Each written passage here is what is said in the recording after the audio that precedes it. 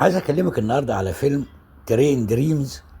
الفيلم ده حصل على اكبر مشاهدة في قناة نتفليكس، وفاز في مهرجان ساندانس فيلم، وهو اكبر مهرجان سينمائي للافلام المستقلة في امريكا. الفيلم الحقيقة مفيش دوشة ولا فيه زحمة. فيلم نوع من الافلام اللي بتستاهل المشاهدة فعلا، لأنه هو بيقنعك في الآخر إن مهما كانت الحياة غير عادلة معك لابد أن تستمر وتستمتع بحياتك.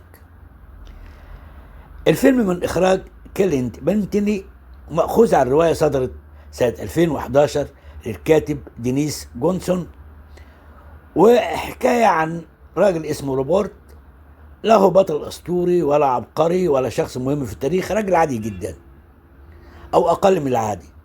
الفيلم بقى بياخدنا معاه من أول لحظة وهو طفل يتيم في ولاية أمريكية، وبنعيش معاه سنة ورا سنة لحد ما بيصل إلى سن ال80. مفيش قفزات ولا في لعب في الزمن، حياة ماشية بهدوء زي القطار اللي ماشي على السكة الحديد. هيقابل جلاديس، وهي سيدة فتاة مليانة حياة، ووجودها هيساعده جدا، ولها ضحكة قريبة من القلب، وبتعرف تسمع أكتر مما تتكلم.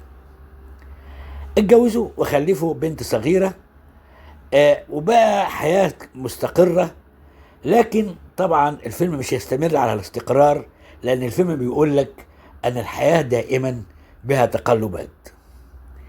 هتلاقي في الفيلم القطار هنا مش وسيلة مواصلات، ده نبط الفيلم كله.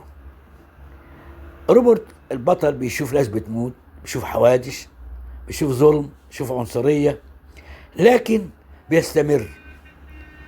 وكمان الفيلم بيحسسك ان يعني كل شيء في الحياة له معنى.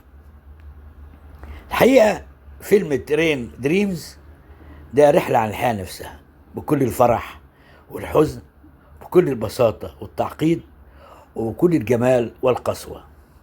بيفكرنا ان كل واحد فينا عنده صمت وذكريات، لكن برغم كل حاجة لازم تكمل حياتك وتكمل مشوار الحياة بروح فيها إيجابية وبضحكة طويلة. حبيت أقول لك على فيلم حقق أعلى مشاهدة في قناة نتفليكس، وفاز في مهرجان ساندانس، وشكرا إن أنت استمعت.